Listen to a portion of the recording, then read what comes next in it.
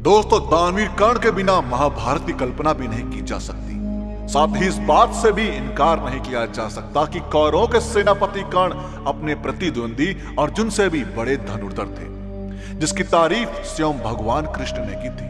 कर्ण ना कि एक शक्तिशाली योद्धा थे, बल्कि बहुत बड़े दानवीर भी थे। बिना युद्ध का परिणाम सोचे अपने कवच कुंडल तक दान में दे चुके थे कर्ण। लेकिन कहते हैं कि कुसंगति का असर घातक होता है, और यहां कर्ण की दुर्योधन से मित्रता का ही परिणाम था, जिसके कारण उन्होंने कई गलतियां की, जिसने कर्ण को महाभारत के युद्ध में कमजोर बनाया। परंतु कर्ण की मृत्यु का कारण बना एक ऐसा श्राप जो कर्ण के लिए प्राणघातक सिद्ध हुआ। लेकिन क्या आप जानते हैं, कर्ण के अंतिम समय में भगवान परशुराम कर्ण से मिलने पहुंचे तो उन्होंने उस समय कर्ण से क्या कहा? नहीं तो आइए जानते हैं। दोस्तों, जैसा कि आप सब लोग जानते हैं, कुंती पुत्र कर्ण का पालन पोषण एक रथ चालक के घर हुआ था, जिसके कारण उन्हें शूद पुत्र भी कहा जाता है। न कि वीरता को देखते हुए दुर्योधन ने उन्हें अंग देश का राज सिंहासन दिया, और जरासंध के हारने के बाद कर्ण को चंपा नगरी का राजा भी बनाया। वैसे दानवीर कर्ण जैसे महान योद्धा का जीवन किसी तपस्या से कम नहीं था। कर्ण को ऐसे कई कर्मों का परिणाम भी भोगना पड़ा जिसमें उनकी कोई गलती नहीं थी, लेकिन फिर भी अनजाने में हुए कर्म और दूसरों की भलाई के कारण बस उन्हें 3 श्राप मिले, जो प्राण घातक हुए, और उन्हें महाभारत के निर्णायक युद्ध में अर्जुन के हाथों वीर गति प्राप्त हुई। अब आपको बता दें कि कर्ण को जो 3 श्राप मिले थे, उनमें से 2 श्राप 2 ब्राह्मणों ने दिए थे। यह दोनों श्राप उन्हें अनजाने में बाण चलाने से मिले थे। इसके अलावा तीसरा श्राप उन्हें भगवान परशुराम ने दिया था। अब भगवान परशुराम ने कर्ण को श्राप क्यों दिया था? दोस्तों, कर्ण को परशुराम ने श्राप क्यों दिया, इसका उत्तर महाभारत की ही एक कथा में मिलता है। कर्ण जब धनुर्विद्या सीखने के लिए गुरु द्रोणाचार्य के पास पहुंचे तो उन्होंने कर्ण के सूत पुत्र होने की वजह से उन्हें शिक्षा देने से मना कर दिया। अब कर्ण इससे निराश होकर भगवान परशुराम के पास पहुंचे। परशुराम जी ने कर्ण की प्रतिभा को देखकर कर्ण को अपना शिष्य बना लिया।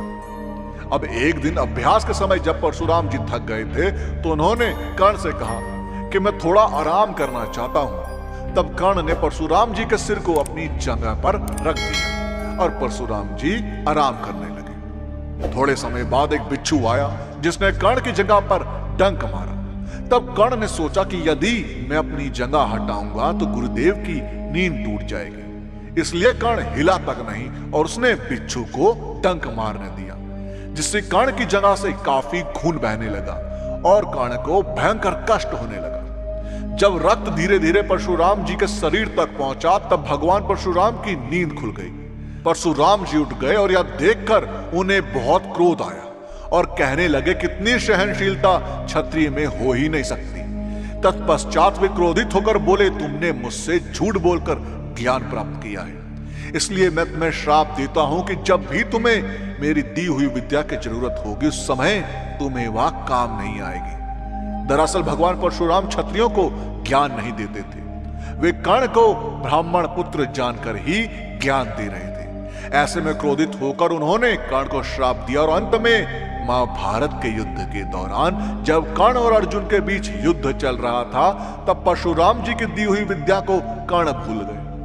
अब कर्ण की मृत्यु के बाद परशुराम क्यों आए थे?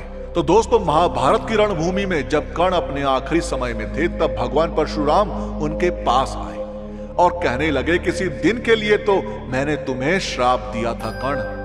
हे पुत्र, इस युद्ध में विजय होने से तुम्हें कुछ नहीं मिलेगा।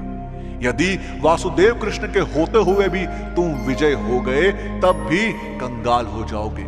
इसलिए हे दानवीर कर्ण, विजय पर सिर्फ पांडवों का ही अधिकार है और तुम तो लेने के लिए प्रसिद्ध नहीं हो बल्कि तुम तो देने के लिए प्रसिद्ध हो। अपने भाग्य से संधि कर लो पुत्र। अभिमन्यु की हत्या में भाग लेकर तुम दुर्योधन के शरण से मुक्त हो चुके हो। सब कुछ जानकर अनजान ना बनो। हे पुत्र, मेरे आशीर्वाद की छाया में आओ और याद रखो, मृत्यु लोक हो चाहे स्वर्ग लोक, जब भी वीरों महावीरों की सभा में तुम्हारा नाम लिया जाएगा तो सब वीर खड़े होकर तुम्हारे नाम की जय जयकार करेंगे। यह थी भगवान परशुराम के द्वारा कर्ण को मिलने की श्राप की कथा। दोस्तों, आपका महाभारत से जुड़ी इस घटना के बारे में क्या कहना है, हमें कमेंट्स के माध्यम से जरूर बताएं। और इस वीडियो का पार्ट 2 चाहिए हो तो कमेंट्स में पार्ट 2 जरूर लिखें। और साथ ही साथ अगर आपको हमारी आज की वीडियो पसंद आई हो तो टारगेट रखते हैं 5000 लाइक। अब 5000 लाइक इतने ज्यादा तो है नहीं, तो इस वीडियो को लाइक और शेयर करना ना भूलें। और जिन लोगों ने अभी तक हमारे चैनल को सब्सक्राइब नहीं किया, उनसे मेरी गुजारिश है कि हमसे जुड़े रहने के लिए और ऐसे ही और भी वीडियोस देखने के लिए हमारे चैनल को सब्सक्राइब जरूर करें।